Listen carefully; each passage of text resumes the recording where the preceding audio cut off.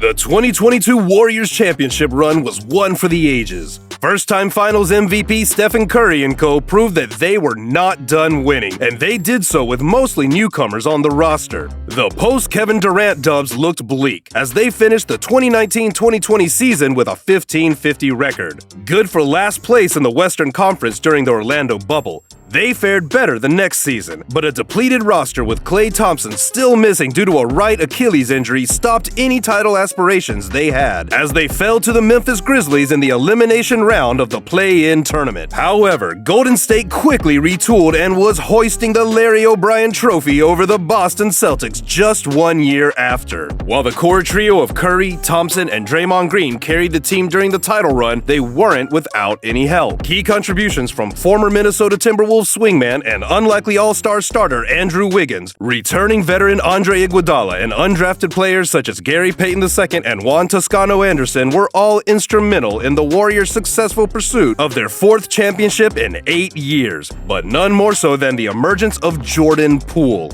Drafted 28th overall in the 2019 NBA draft from Michigan, Poole was far from a sure thing. Most draft experts saw the pick as a reach, with media outlets such as The Ringer placing him as 47th in their mock draft. Furthermore, he spent his first 2 seasons with the Warriors as a two-way player and spent time in the G League.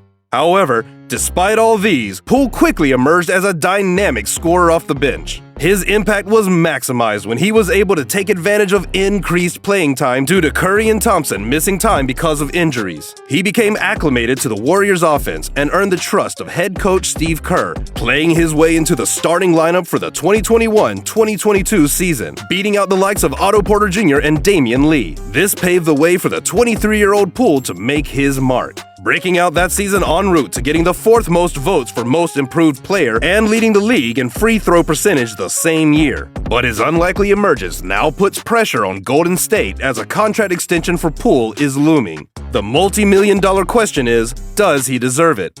Before we start diving deeper, please make sure to like the video and subscribe to the channel if you want more interesting NBA analysis such as this one. With that, on to Poole's extension.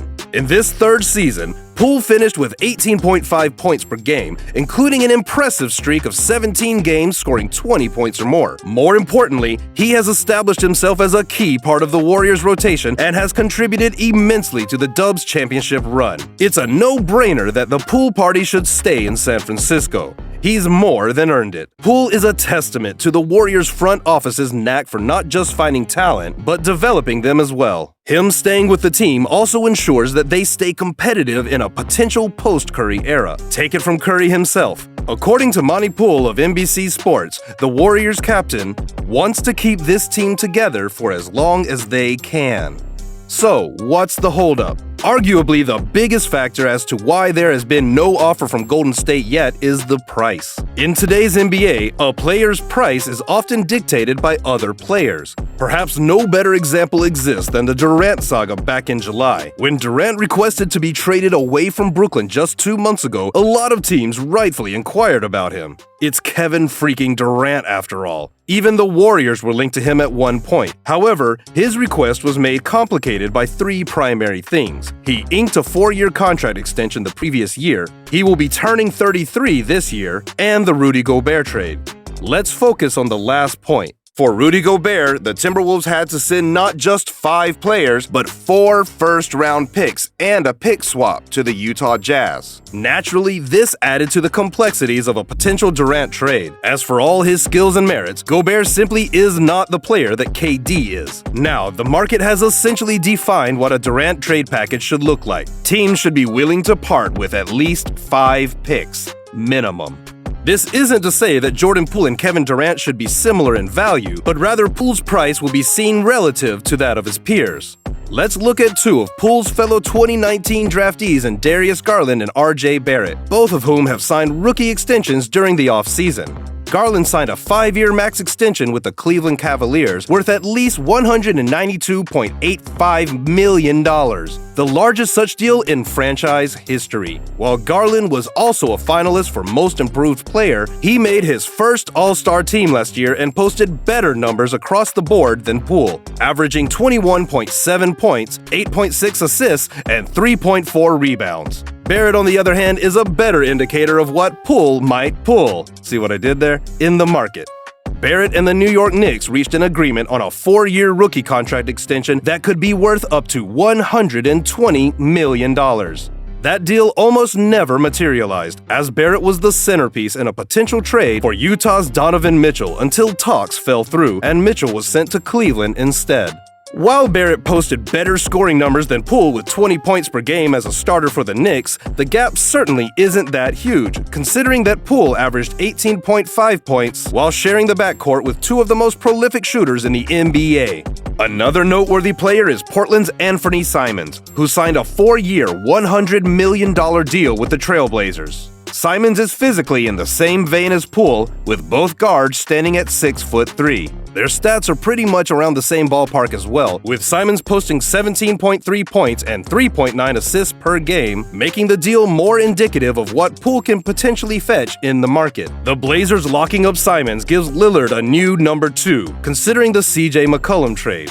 While the Warriors don't necessarily need Poole to be their clear-cut number 2, his impact was noticeable throughout the season and into the playoffs. Many will point out his defensive struggles when determining whether he deserves an extension in the same range as the other players, but he has shown he can be at least better than Simons. Furthermore, he was Golden State's second-best offensive player in the 2022 playoffs and has proven that he can deliver in the postseason when he's required to, something that just cannot be said with Barrett, Simons, and maybe even Garland, given that they have not won enough to do so.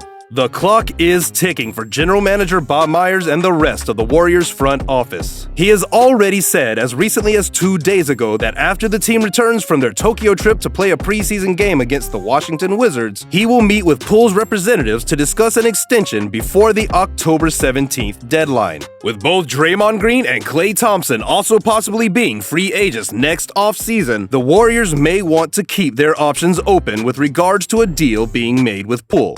After all, should the extension deadline pass without both parties agreeing on a deal, Golden State still has the right to match any offer Poole may receive next summer. However, if Poole is willing to sign for something close to the $100 million that Simons agreed to, the Warriors should act fast and lock him up. You cannot put a price on homegrown talent, and trading him away could potentially be disastrous in terms of the rotation and team chemistry. Poole has already declared that there is no ceiling to how much better he can get after breaking out the previous season. In fact, he seems unfazed about his contract situation, as he firmly stated that he will leave everything regarding his extension to his representatives. Looking back during their latest championship parade after beating the Celtics in 6 games, Wiggins and Poole were seen joking around in the Warriors locker room that they were both about to get a bag, seemingly alluding to a potential contract extension. Just how big that bag would be is something that we can find out in the next 2 weeks. What do you guys think? Does Poole deserve an extension, or would it be better if the Warriors field offers for him before deciding? Let me know what you think in the comments section below. Thanks for watching.